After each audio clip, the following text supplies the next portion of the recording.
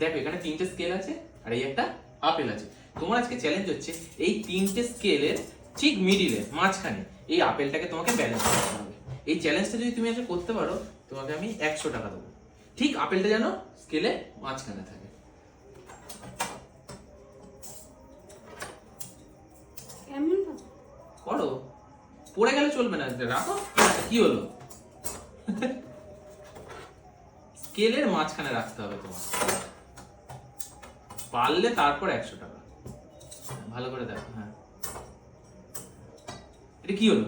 স্কেলের মাঝখানে heavy balance হচ্ছে। এর স্কেলের মাঝখানে এত সোজা চ্যালেঞ্জ না, বলছি 3টে স্কেলের মিডিলে 3টে স্কেলের মিডিলে যাতে আপেলটা ভাসে, হাওয়াতে ভাসে।